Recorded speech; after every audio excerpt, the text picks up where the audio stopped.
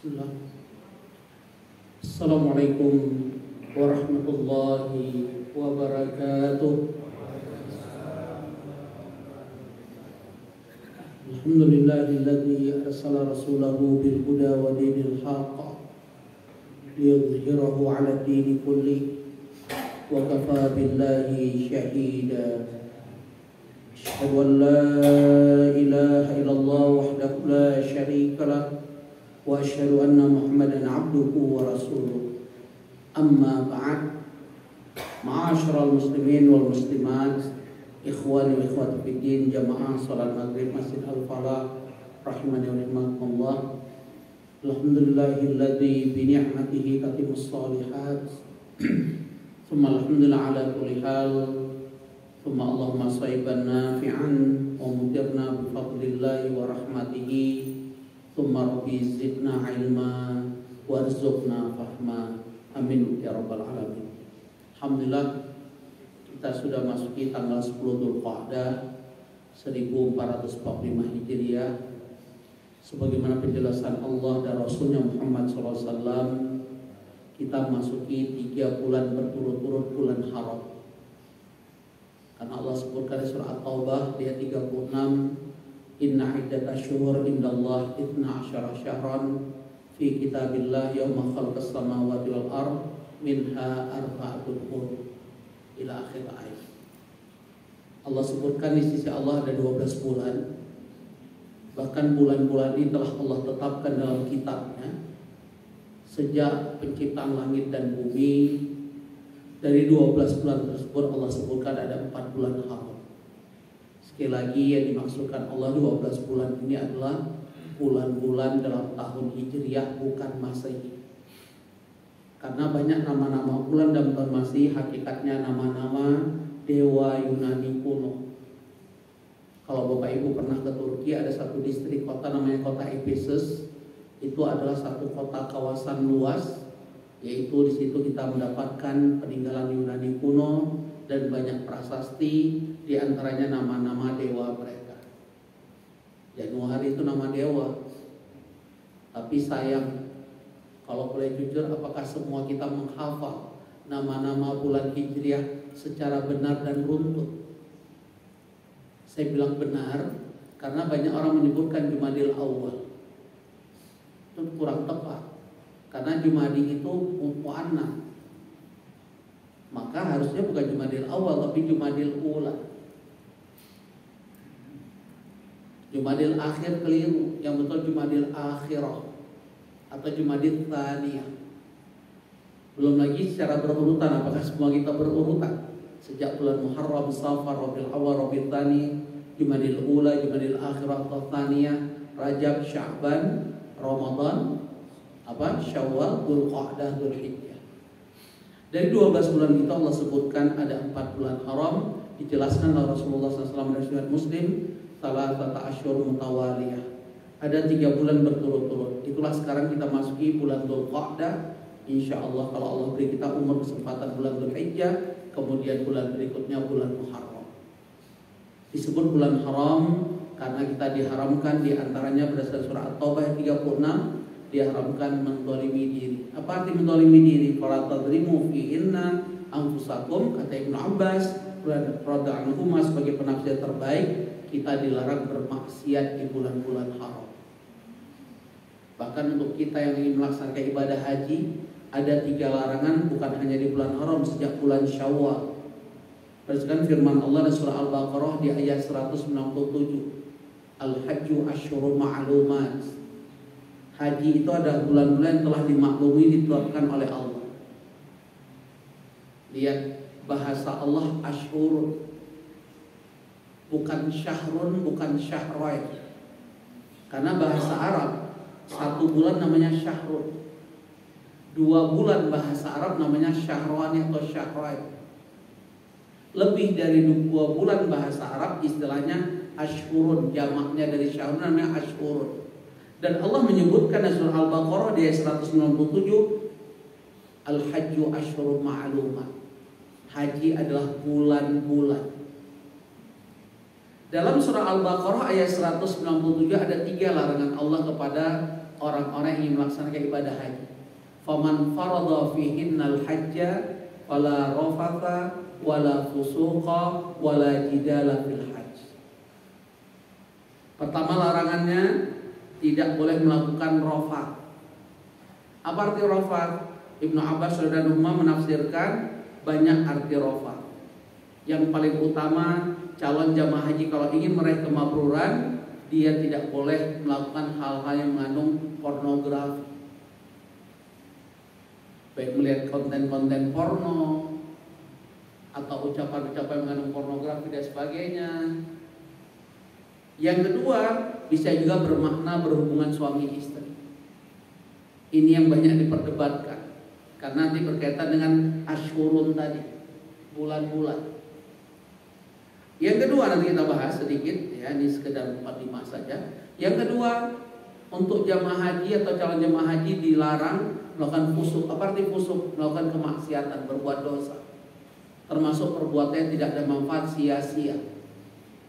Dan yang ketiga, wala jidala, tidak boleh bertengkar, berselisih, berantem.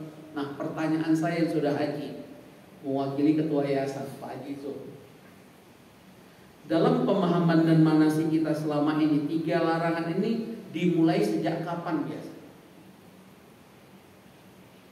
Saat kita ikut manasik atau pemahaman kita atau ditanamkan pemahaman, 3 larangan ini starting pointnya sejak kapan biasa? Apa sedang pakaian ihram, atau pas saat kita berangkat, atau saat di bulan Dzulhijjah, atau kira-kira yang selama ini Pak Haji Zul pahami dan kita amalkan saat haji yang mana? Saat pakaian ihram. Kalau itu yang kita pahami, Allah nggak menyebutkan ashurun, karena kita berpakaian ihram hanya ayam, hari-hari Pak Zul. Kalau kita berpakaian ihram berbulan-bulan, wah gatal badan kita dan nggak kuat kita menjaga larangan ihram. Nah, disinilah saya ingin mengingatkan, memang kalau kita baca terjemahan Kementerian Agama Quran yang ada di rumah Pak Haji Zul dan semua kita, sebenarnya ada catatan kaki yang dimaksud ashurun. Di situ ada tulisannya bulan Syawal, Dzulqa'dah, Dzulhijjah. Coba lihat Quran. Ya, ada catatan kaki. Jadi sebenarnya 3 larangan ini sudah mulai dibiasakan, ditraining, ditarbiyah kepada calon jamaah haji. Hanya saja 3 larangan ini ada berkaitan. Kalau kita pakai ihram melanggar larangan ini, pasti ada konsekuensi hukumnya disebut dengan kafarat, yaitu bayar denda. Tapi kalau kita tidak melakukan berpakaian ihram, tidak melakukan pakaian ihram, tidak ada kena dam kafarat. Hanya saja kita melanggar aturan yang telah Allah tetapkan. Selain dari berhubungan suami istri. Karena berhubungan suami istri, kapan mulai dilarang? Sejak berpakaian ihram sampai kita tahallul. Sesudah tahallul baru boleh kita berhubungan. Hakikatnya demikian.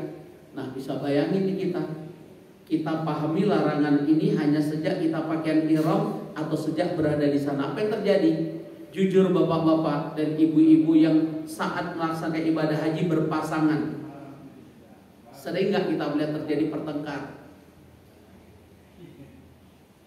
Sering nggak berselisih antara suami dan istri? Bahkan tahun 2001, Rasulullah saya pertama haji lewat embarkasi Aceh, itu ada seorang suami istri bertengkar hebat karena suaminya malu. Akhirnya wa'iyadzubillah, dia mengakhiri hidupnya loncat lantai 5 hotel, mati bunuh diri. Itu saya cuma dengar berita dan sempat heboh. Tapi 2015 saya melihat dengan mata kepala, karena suami istri satu hotel dengan saya, satu kloter dengan saya. Selama 40 hari gak pernah tegur sapa. Suatu saat saya udah gak kuat melihat mereka ini. Kenapa? Berpapasan di hotel, istri duduk di tangga hotel, suaminya lewat, melengos sama-sama. Suaminya senang ngobrol dengan istri orang, istrinya senang ngobrol dengan suami orang. Akhirnya saya tanya, udah gak kuat nih saya. Suaminya dulu kita tanya, karena bareng kita ke masjid kan. Ji, kok bisa lihat istri macam gak kenal? Capek Ustaz. Berapa hari kemudian saya tanya, sama jawaban. Istrinya juga sama jawabannya gitu. Kenapa? Karena training center yang Allah telah tetapkan 3 bulan sejak Syawal itu tidak dipersiapkan. Hanya gara-gara satu martabak, telur ceplok, satu telur dadar, satu telur sampalado udah bertengkar. Sering kan gitu? Coba jujur, yang hajinya bareng istrinya atau bareng suami, coba tanya. Satu ke utara, satu selatan. Karena Allah sudah ingatkan, harusnya sudah mulai ditarbiyah, ditraining dirinya sejak bulan Syawal. Al-ada muhakamah. Allah bisa karena terbiasa. Hakikatnya demikian. Nah inilah kita percis kayak Pak Jizul. Pak Jizul nggak salah karena yang kita dapat di manasik haji demikian adanya. Larangan ini saat kita pakai ihram. Maka kita nggak terbiasa dengan itu. Bahkan ada pejabat kemenang karena Allah kakak kelasnya di Gontor baru curhat kenapa dia menceraikan istrinya. Dia dapat undangan VIP dari menteri saat itu karena dia staf khusus menteri. Di depan orang ramai istrinya nggak mau bareng lempar jumroh. Pak istrinya kemana? Dan itu depan orang sampai malu saya Ustaz. Karena tidak dilakukan training center 3 bulan ini. Apalagi masih terbiasa melihat konten-konten porno. Itu sulit meraih kemabruran. Nah Bapak Ibu, ini sekedar mukadimah tentang haji. Saya bukan kesana yang saya sampaikan. Karena saya lihat ada satu posting di grup Al-Falah sudah terbentuk panitia kurban. Karena saya lihat jadwal saya bulan berikutnya sudah masuki Idul Adha, maka saya coba memotivasi. Karena panitia ada bahasa yang tidak masuk ke panitiaan, kami mohon juga bantuannya secara moral dan sebagainya. Ada sebuah hadis Rasulullah SAW, man kana sa'ah, barang siapa yang punya kelapangan rezeki, tapi ternyata orang ini tidak mau berkurban dengan berbagai alasan. Karena tidak sedikit setiap menjelang Idul Adha ada 3 pertanyaan yang saya hafal. Pertanyaan pertama, Ustadz, mana yang kita dahulukan, akikah atau kurban? Itu pertanyaan. Kok udah mepet-mepet ada pertanyaan. Pertanyaan kedua, mana yang didahulukan, bayar hutang atau kurban? Itu udah mepet-mepet ada pertanyaan. Tapi hafal. Pertanyaan ketiga, ya. Apa pertanyaan ketiga biasanya? Berkaitan dengan ibadah kurban. Tahun lalu saya udah kurban Ustaz, apakah tahun ini harus kurban juga? Itu biasa begitu. Karena memang Allah sudah gambarkan manusia ini hakikatnya dermawan atau pelit. Makin kaya, makin dermawan atau makin meregi hese. Ada ayat, buka aja surat Ma'arij, surat 70 ayat 21. Wa idza massahul khairu manu'a, mubantah. Apabila manusia diuji dengan kekayaan, kelapangan rezeki, makin pelit dia, makin berhitung. Kenapa kata Allah? Allah memberi jawaban. Lihat surah Al-Fajr, surat 89 ayat 20. Wa tuhibbunal mala hubban jamma. Dia terlalu cinta dengan harta. Bahkan Allah tegaskan lagi surah Al-Adiyat, surat 100 ayat 8, wa innahu lihubbil khairi lasyadid. Dia terlalu cinta dengan harta. Makanya muncul pertanyaan-pertanyaan yang saya buat ranking tadi. Setiap menjelang Idul Adha ada pertanyaan itu, udah pasti. Nah Bapak Ibu, apa kata Rasulullah SAW tadi? Orang yang punya kelapangan rezeki, tapi dia enggan berkurban, dengarkan ancaman beliau. Fala yuqarribanna musallana, jangan dekat-dekat tempat sholat kami. Ingat arti tempat sholat bukan hanya Masjid Al-Falah. Nggak apa-apa, aku dilarang Masjid Al-Falah, masih ada Al-Ghazi. Apalagi banyak jamaah Al-Falah juga, bukan banyak, ada berapa orang karena tahu di Al-Falah lama sholat tarawihnya pindah ke Al-Ghazi, sering tetap atau di Masjid Raya Yasmin, di mana Masjid Darussalam. Ya. Ingat kullu ardin masjidun. Kata Rasulullah SAW, setiap jengkal bumi Allah itu masjid, tempat sujud. Kecuali tempat-tempat yang dilarang, seperti kamar mandi, kandang, karena banyak kotoran. Tapi hakikatnya setiap jengkal bumi Allah itu tempat sujud. Terus karena Rasulullah SAW melarang kita jangan dekat-dekat tempat sholat kami, tempat sujud kami, mau sholat di mana kita? Planet Mars. Biaya ke planet Mars lebih mahal dibanding beli seekor sapi yang bobotnya 5 ton sekalipun. Maka Allah mengingatkan kita dalam surah Al-Kautsar ayat 2, fasholli li rabbika wanhar. Dan dijelaskan oleh Rasulullah SAW kapan perintah wanhar ini, sejak Yaumun Nahar 10 Dzulhijjah dan hari-hari tasyrik 11, 12 dan 13 Dzulhijjah, itulah hari penyembelihan hewan kurban sesuai dengan perintah Allah, fasholli li rabbika wanhar. Sekarang mungkin hampir setiap tahun saya motivasi, dan hampir setiap tahun ada yang WA saya atau curhat langsung depan saya. Bahkan ada seorang haji saya tahu tinggal di sini, saya tahu dia punya mobil, saya tahu rumahnya 2 lantai. Sempat-sempatnya dia mengatakan, Ustadz boleh pinjam uang nggak 3,5 juta untuk beli kambing. Dan dia mengaku dia pernah kurban seekor sapi. Dan dia mengaku pensiunan BUMN. Maka saya tanya, Ci, kemana uang pensiun? Habis untuk bayar sekolah cucu. Maka tiba-tiba Allah memberi saya sebuah analogi. Saya tanya kepada beliau, kalau qadarullah cucu yang Pak Haji sayangi kecelakaan hebat malam ini, dan ada telepon dari rumah sakit, kata pihak rumah sakit harus menyiapkan minimal DP 20 juta karena akan dilakukan operasi besar. Kira-kira Pak Haji jual mobil nggak di garasi? Paham maksud saya? Bukankah wanhar itu perintah Allah di atas segala-galanya? Kenapa perintah rumah sakit siapkan DP 20 juta? Si fulan ini nggak punya uang, dia cuma punya aset, dia jual nggak asetnya? Tapi terhadap perintah Allah banyak ilah, banyak hujah. Orang-orang nggak berkorban setiap tahun, nggak paham tentang apa hikmah di balik perintah ini. Karena nggak mungkin Allah memerintahkan makhluk ciptaannya, hamba-hambanya, kalau tidak ada hikmah dan kebaikan untuk kita saat kita menjalankan perintah Allah. Yakin nggak Bapak Ibu? Yang nggak yakin rusak iman. Iblis, dia tahu Allah tuh Khalik.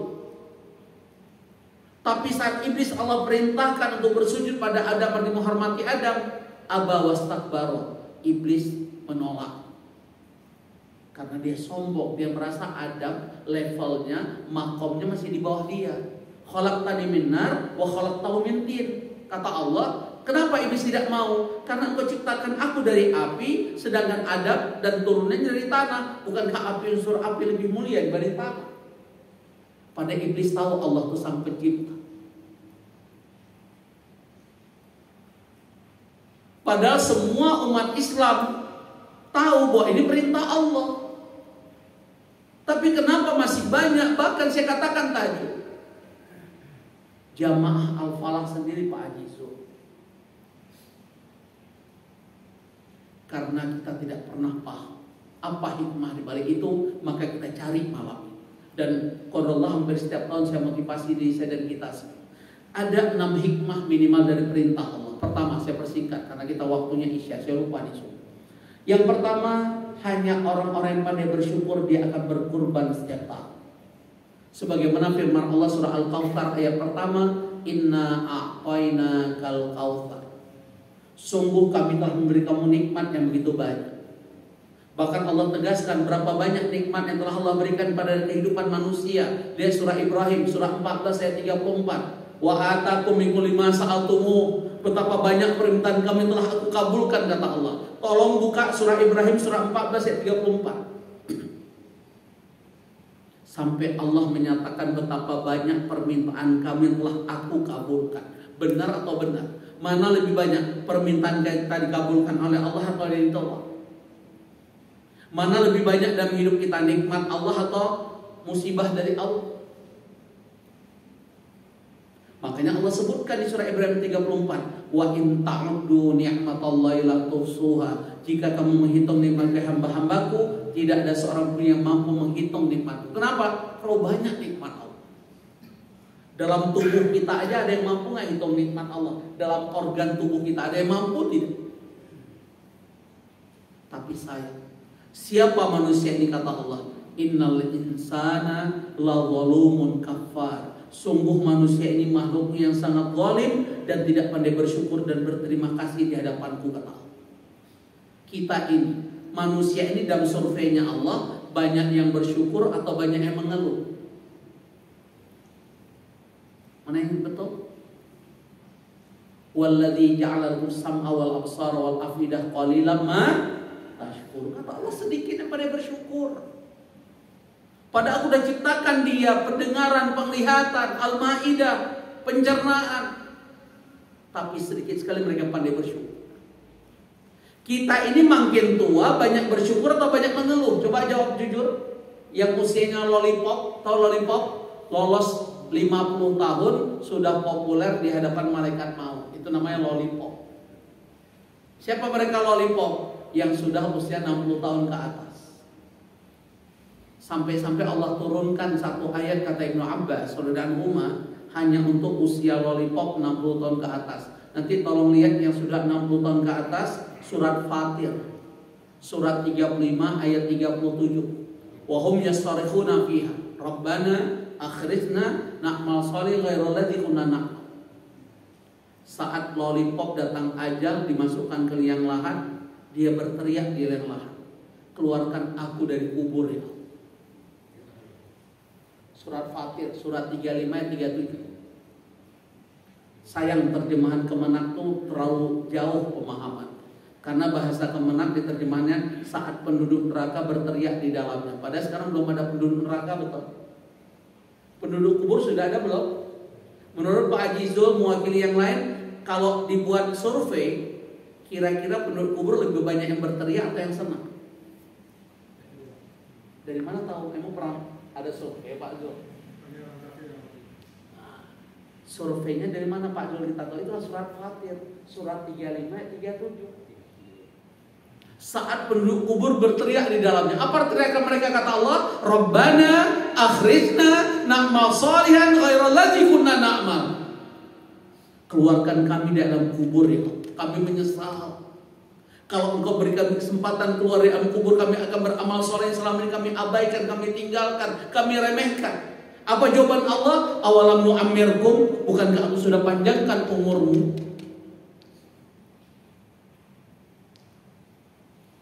Karena usia 60 itu usia istimewa.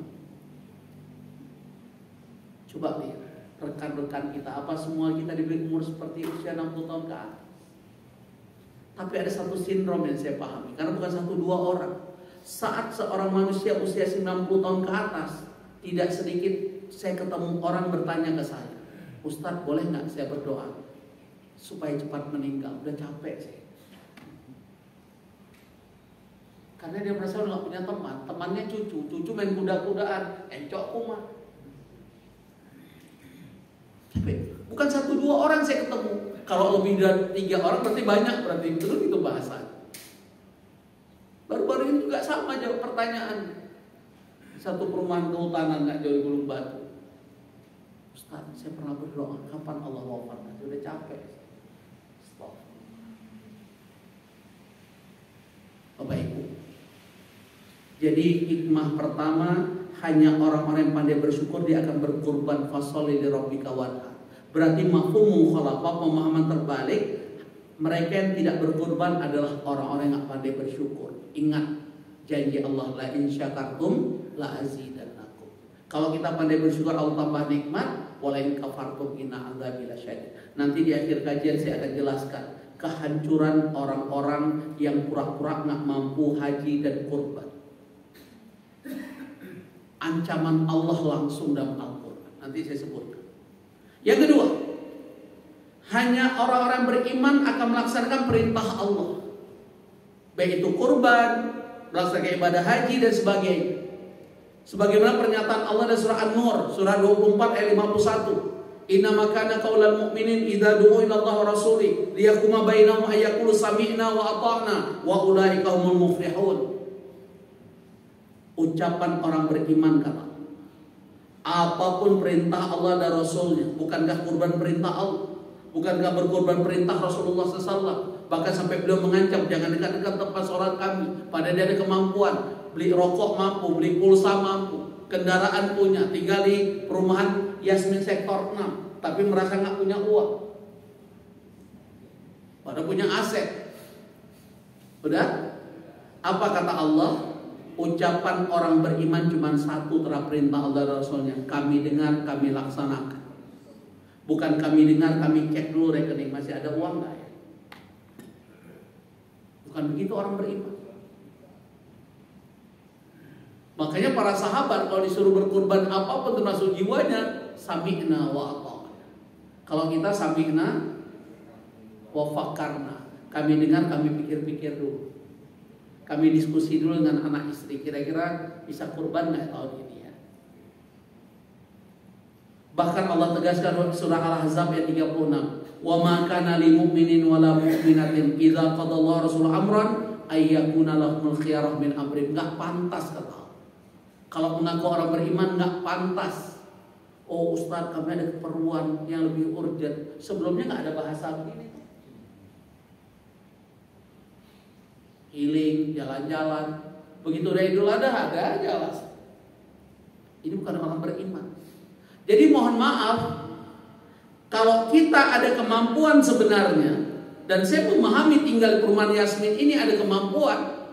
Kenapa? Karena tukang sampah, pemulung sampah di NTB seorang nenek tinggal di emperan toko bisa kurban seekor sapi. Pernah dengar nggak beritanya?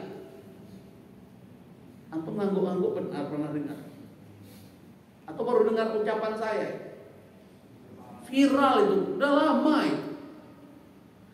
Jujur sebelum nenek ini saya punya guru. Dia nggak kenal saya, tapi saya kenal dia karena media heboh saat itu. 10 tahun lalu. Siapa dia? Seorang pemulung sampah di Jakarta tinggal di kolong jembatan, kurban seekor sapi, dia bawa ke Istiqlal. Di kepala saya itu nggak mungkin nih orang. Setelah itu saya berpikir, kok saya hina banget. Dia yang cuma pemulung sampah seekor sapi, masa hamba nggak mampu ya Allah? Sehina apa hamba di hadapan engkau ya Allah? Dia pemulung sampah mampu seekor sapi. Bismillah Bapak. Saya coba ikut jejak dia 10 tahun lalu. Alhamdulillah. Maha benar Allah dengan janji. Jadi saya ulangi, hanya orang beriman punya semangat berkorban setiap tahun. Berarti yang imannya letoy nggak punya semangat. Bahkan dia cari hilah alasan selalu. Mana lebih didahulukan bayar hutang atau kurban? Mana didahulukan akikah atau kurban? Selalu begitu pertanyaan. Apakah kurban setiap tahun Ustaz? Kan tahun lalu udah. Orang berimannya sami'na wa ata'na. Kenapa? Garansi Allah ulaika humul muflihun. Mereka lah sosok pemenang, champion, winner. Nggak kepingin kita jadi pemenang. Seorang atlet aja sampai training center dia berbulan bertahun-tahun nih, supaya saat turun ke gelanggang dia menjadi pemenang. Masa kita nggak ingin jadi pemenang di hadapan Allah sebagai Rabbul Alamin, sebagai Malik Yaumiddin? Nggak kepingin gitu. Terlalu. Yang ketiga, hanya orang-orang yang memiliki nilai ketakwaan dia akan berkurban setiap tahun. Sebagaimana penjelasan Allah surah Al-Hajj surah 22 ayat 37, la yanalallahu luhumuha wala dima'uha walakin yanalut taqwa minkum.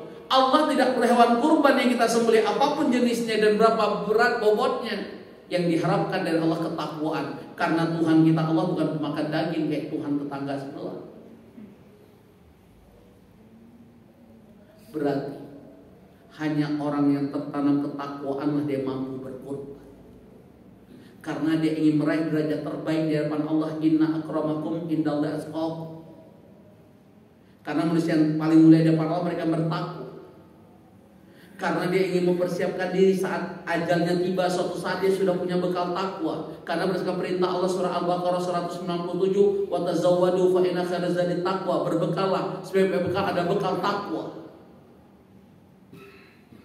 Dia ingin mencoba memakai pakaian terbaik saat dia menghadap Allah, libasut takwa. Pakaian takwa itulah khairul laku, itulah paling baik di sisi engkau bagi kamu, kata Allah. Dan orang-orang yang tidak punya nilai-nilai ketakwaan, dia akan berpikir tentang perintah kurban. Kalau kita tidak kurban tahun ini, berarti Ramadan gagal didik kita menjadi orang-orang yang bertakwa. Bukankah tujuan Allah wajibkan puasa Ramadan? La'allakum tattaqun, betul tidak? Hikmah yang keempat, Allah sedang mengajarkan kita sejauh mana kita menyembelih kecintaan dunia. Dari mana kita tahu? Lihat surah As-Saffat.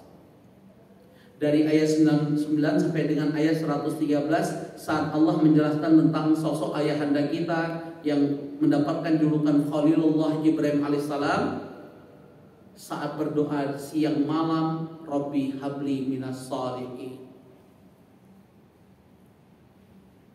Ya Allah, anugerahkan aku anak yang soleh. Fabasyarna bi ghulamin halim.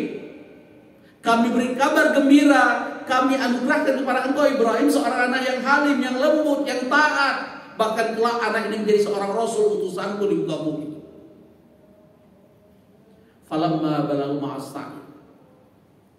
Saat Ismail telah mencapai usia remaja, dan ulama menyebutkan doa Rabbi habli minas sholihin dipanjatkan ayahanda kita, ayah kita Ibrahim alaihissalam itu berdoa puluhan tahun. Bahkan dia menyatakan doa ini dikabulkan Allah di atas 100 tahun.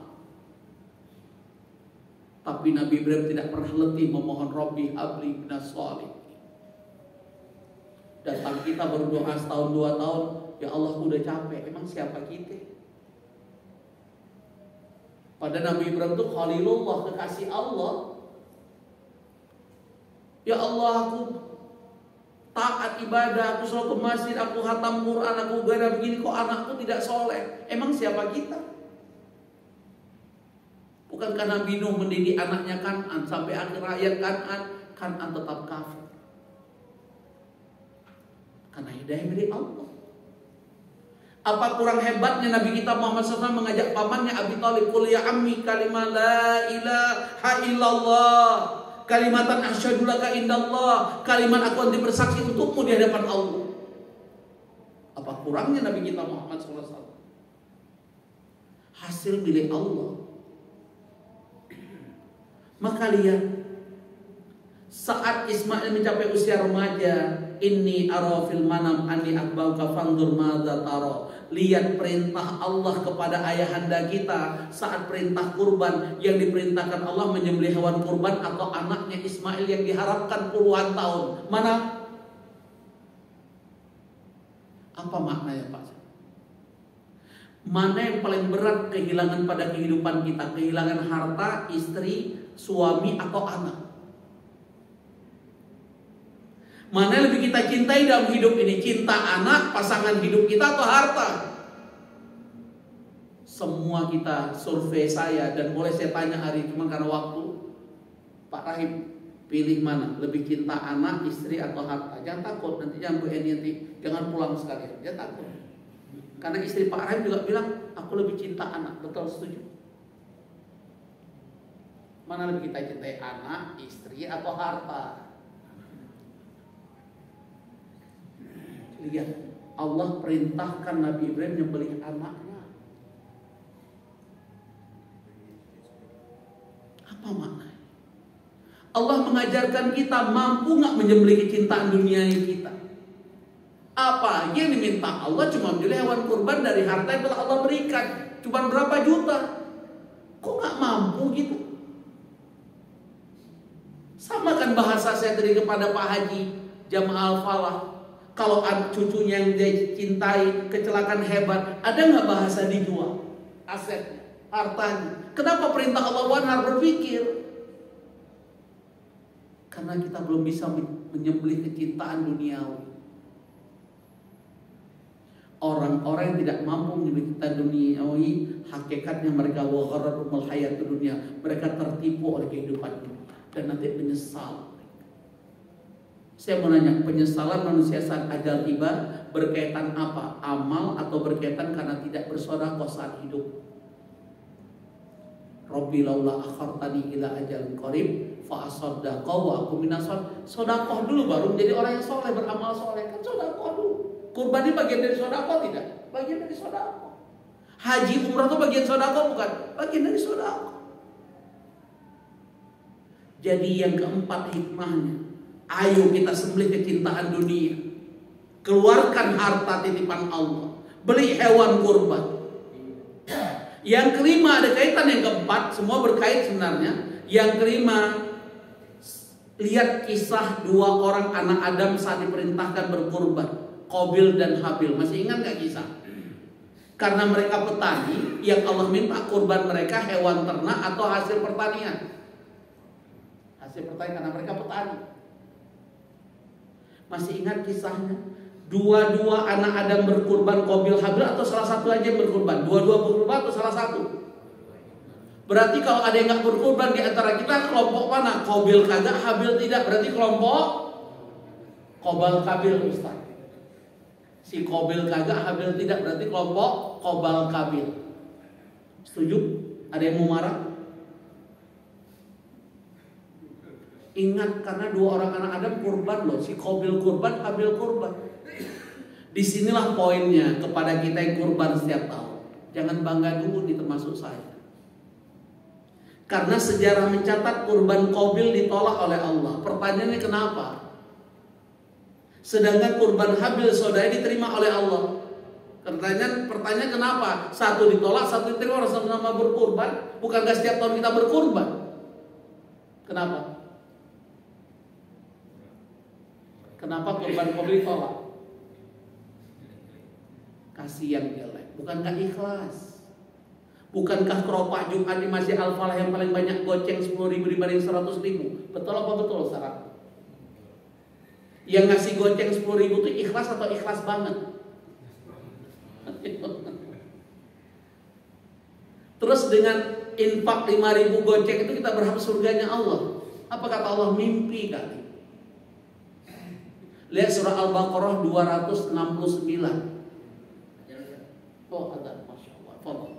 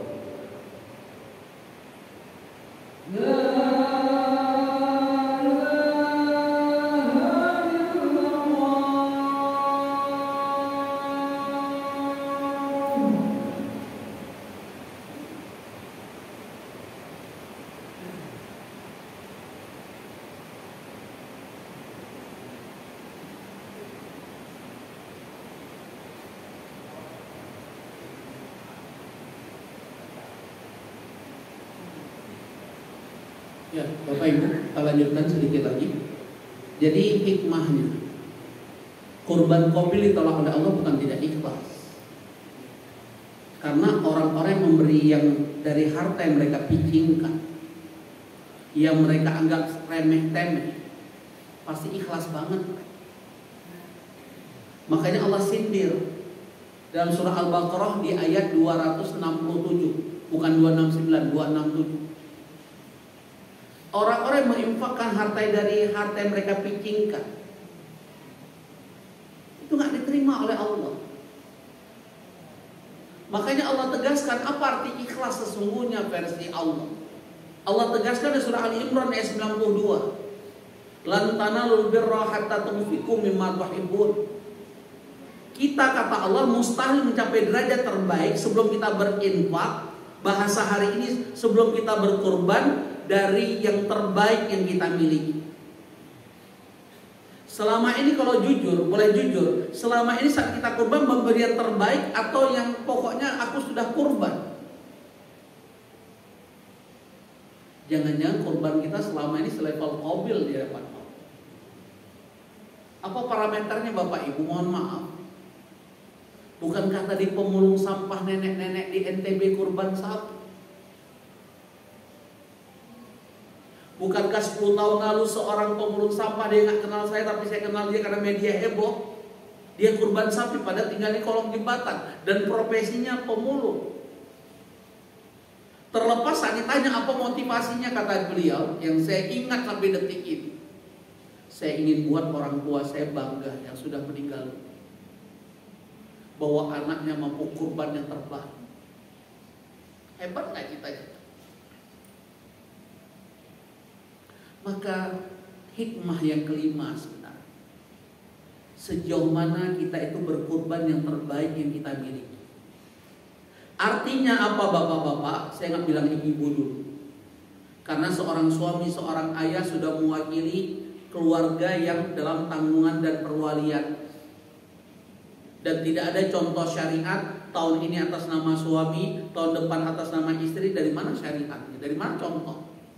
Cukup atas nama suami sudah mewakili keluarganya, anak dan istrinya. Anak pun yang masih dalam rumah kita, yang kita nafkahi, yang kita kasih makan. Adapun anak yang sudah keluar dari rumah kita dan sudah mandiri, dia tidak termasuk. Jadi kata ulama, itu siapa anak yang masuk dalam kurban kita, yang masih tinggal di rumah kita dan satu dapur dengan kita, bahasa kita demikian. Kalau mereka sudah mandiri, sudah punya penghasilan, dia tidak termasuk karena dia juga punya kewajiban syar'i untuk berkurban. Walaupun secara fikih melaksanakan kurban ini hukumnya apa? Sunnah muakkadah, sunnah yang mendekati wajib. Itulah fikih. Padahal usul fikih mengatakan al-amru lil wujub, setiap kata perintah menjadi wajib hukumnya. Usul fikih menjadi wajib, produk dari usul fikih menjadi sunnah muakkadah. Jadi ada sebuah ambivalen di sini. Padahal orang beriman tadi apa? Apapun perintah Allah dan Rasulnya, ucapannya apa? Sami'na wa ata'na. Hakikatnya demikian. Nah Bapak Ibu, saya cuma mengajak diri saya, coba muhasabah. Kalau mampu seekor sapi, kenapa berpikir satu sapi bagi 7? Kecuali bapak-bapak punya plot satu sapi, Ustadz supaya saya tebar sedekah di Palestina satu kambing di mana satu, yang penting nilainya seekor sapi. Allah Maha tahu. Yang jadi persoalan mampu seekor sapi, tetap berpikir satu sapi bagi 7. Berarti kurban orang ini selevel apa? Qabil atau abil? Qabil. Kalau selevel qabil, kurban kita diterima atau ditolak?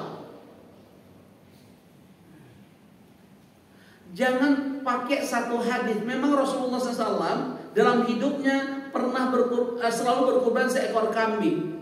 Satu untuk dirinya dan keluarganya, satu untuk umat yang tidak mampu berkurban. Tapi pernah dengar gak hadis Ali bin Abi Thalib menyatakan Rasulullah SAW pernah berkurban 100 ekor onta, 60 ekor onta kami sembelih dengan tangan kami, sisanya kami upah. Pernah dengar gak hadisnya?